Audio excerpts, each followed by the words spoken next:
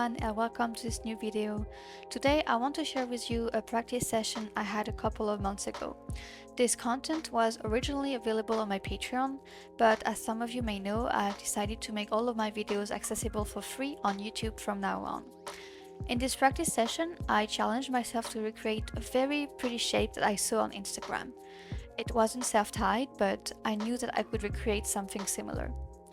For safety reasons, I want to emphasize that this video is not a tutorial, but it's to inspire and help other rope artists in understanding how this suspension works. The main challenge of this suspension is the arm Futomomo, and because it's difficult to tie with one arm, I make sure I tie everything else first.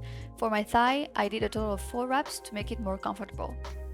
If it feels like I'm talking to myself in the video, it's because at that time I was explaining what I was doing while tying, but the audio quality was pretty bad because I'm very far from the camera and I don't have a microphone, so that's why I decided to do a voiceover for the YouTube video.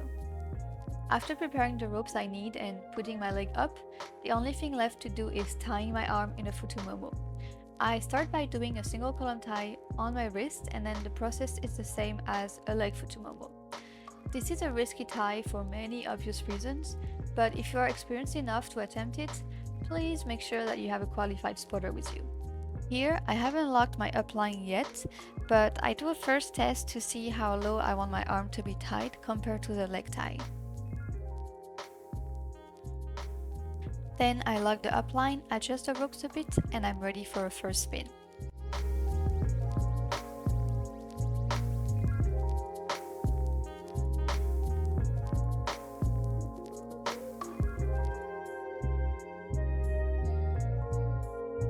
At that point, I don't really find other things to do with the leg tie, so I'm switching to a waist rope. And I use the leftover rope of the upline to support my leg.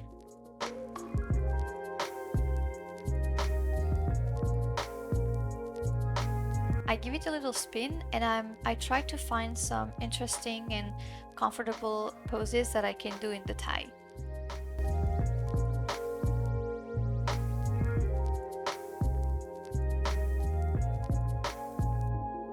After resting for a bit, I go back again and I'm trying to move a little bit more in the tie, see what's possible and what feels good.